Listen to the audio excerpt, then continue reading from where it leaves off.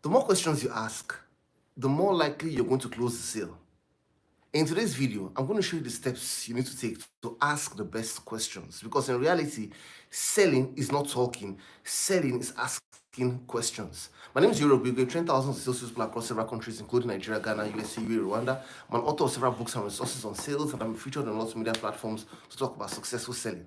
I worked in an organization where I was built a target to sell to 20 high net worth individuals.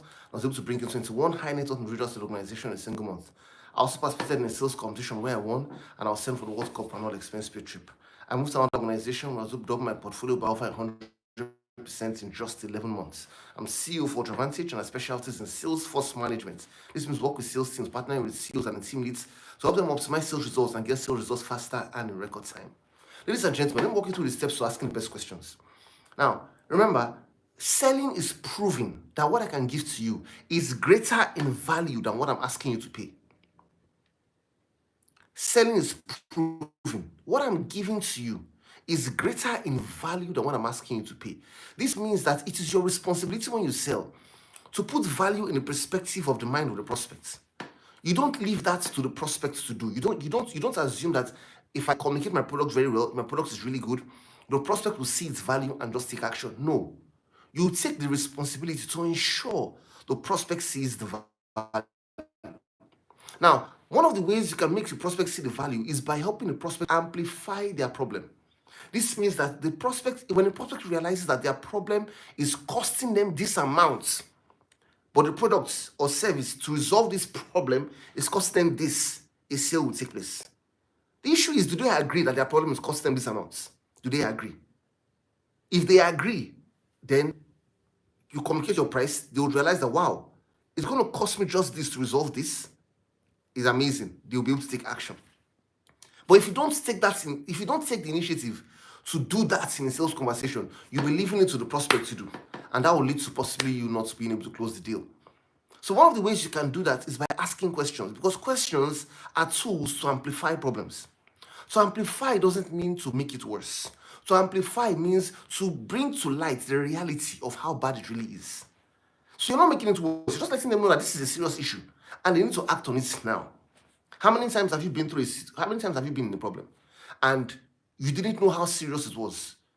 Imagine somebody having a toothache and just feels, no one, I'll take some Panadol, I'll take some aspirin or whatever or painkillers. Whereas he does not aware that the toothache is going deeper and eating into his or her gum. Then he goes to the dentist, and the dentist doesn't probably ask enough questions and just goes ahead to give him the painkillers. Would that treat the case? No. Would the dentist have sold how much painkillers compared to how much it would cost you to do a root canal? Whereas the dentist asks a little more questions and amplify the problem, like making him see what will happen if he doesn't go ahead immediately. When he realizes that this toothache is not just a toothache, but this thing could go so far to cause some infection and lead to surgery, which will lead to this amount, thousands of dollars, automatically the person will realize that, wow, this dental service you're about to give him right now is not compared to the price of how much I'll be losing if I don't take action. And it goes to reverse too. It could also be how much you will be gaining. So it depends. What's the context? What's the situation? Is it about loss or is it about gain? You would use the same principle to amplify before you ask the questions. Now, when you ask your questions, please note, you want to start from general questions to specific questions. You should have what we call a sales presentation. It's not good for a salesperson to just go into a meeting and there are no questions pre-planned. All he's planning to do is just to ask questions as they come to him. If you do that, your questions may not come out right, and you may find out that you're asking too many questions to get the information you require. If you ask more than 3 to 4 questions, it becomes an interrogation. And you don't want to interrogate the prospect. You just want to get the required amount of information you need to be able to help them solve their problems and help them take action. And for that to happen, pre-plan your questions. Have a pre-planned presentation. A planned presentation is a series of planned questions that you ask from the beginning of the presentation all the way to the end. You start by asking a question to begin a conversation. You then go into what we call a general question to have a general perspective of the understanding of your industry a general perspective of their preferences when it comes to a particular product or service, a general understanding of how their business is doing with regards to the things happening in the economy or with regards to things happening in their industry. Now, this question is supposed to be a question that will provoke a response, an open-ended question. So you want to make sure that when you ask this first question, the person has some room to talk enough. And that's why you want to start your conversation right. Mr. Prospect, thanks so much for having us here today. Well, I work with XYZ Company. My name is, when we have meetings like this, we like to ask our clients a few questions. Just 3 to 4 questions. These are questions we like to ask most of our clients to see how we can be of help to them. So when you ask this question, the prospect is calm. He knows that you're about to ask him questions you ask most of your clients. 3 to 4 questions, he's about to give his attention. Then you go into asking a general open question. Now, the rule is this: the longer the question, the longer the answer will be. You want to make the question you're going to ask long enough, putting some perspective into what's happening in the economy or his industry. For example, imagine if you're selling investment solutions and you say, or real estate investment or whatever, and you say, oh, Mr. Prospect, right now, people have realized that real estate is the way to go as regards securing wealth. Some people still prefer to do bonds, treasury bills. You use some of the other instruments, and these instruments have increased with time, although they have their downtimes as well. Nevertheless, real estate has seemed to be a sustainable and the most secured path to wealth. You see, I'm giving some context, and I'm talking, explaining the basis of my question. Then I now ask, Mr. Prospect, so what are your thoughts when it comes to investing in real estate? Can I hear from you how you see this investment, and if it's something that you do, sir? What have I done? I've asked a general question. With this, he can start to explain to me and ask me and give me a lot of information. From there, I can move to my other question. Maybe a question around is a preference to help him make a decision. Sir, okay, sir, if you were to find a property today, would you possibly be going ahead based on for investment services, for investment purposes or for residential purposes? You see, I'm trying to streamline out all the options so that I can know exactly what to resolve the problem or what questions exactly to resolve the problem. Let me give you a scenario. This is my wedding ring. When I bought this ring, let me walk you through how it was sold to me. And this is the same concept I'm saying now about asking questions. I walk into the jewelry store. The lady says, and I'm looking around for the jewelry I need. And the lady says, good afternoon, sir. Thank you so much for coming. Can I help you with jewelry? I said, that's a general question. I said, no, I'm fine. Let me just look around. I know exactly what I'm looking for.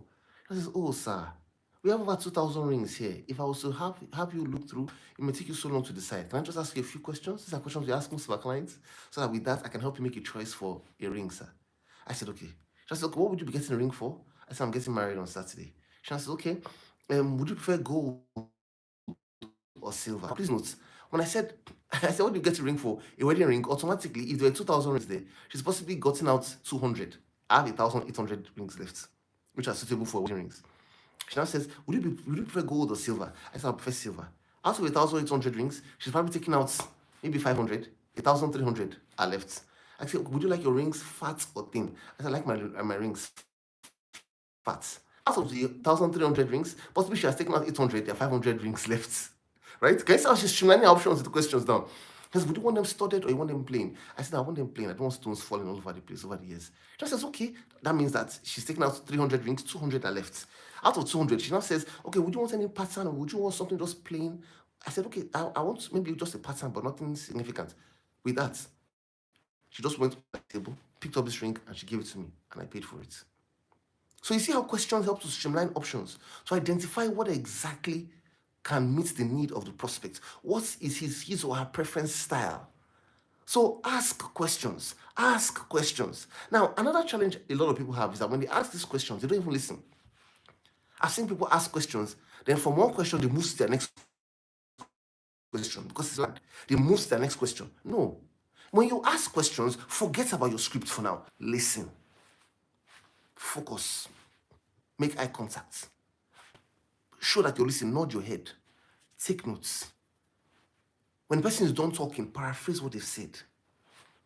You see, show that you give them your attention. Because when you listen, you find out that you'll be able to understand them properly. It will give them confidence to know that, hey, you're giving me your attention. Have someone asked you questions before, and while the person was talking to you, or while you were talking, you notice that the next question they were asking, they were leaving out serious things that you had said that they should have asked, but they didn't ask. They now move to the next question because you're not listening. They just wanted to run through their questions. Don't be that person. Listen. And if you listen properly, Ask questions we have shown you today. Plan your questions, write them down. You can read them to the clients. It's not bad if you read them to the clients. What is bad is if you read the benefits and products of your service to the clients. If you do this, you will close sales faster and in record time. Ladies and gentlemen, I've shown you how to ask the best sales questions. If you haven't watched the next video, if you haven't subscribed, subscribe here as well. Thanks so much for watching, and I'll talk to you soon.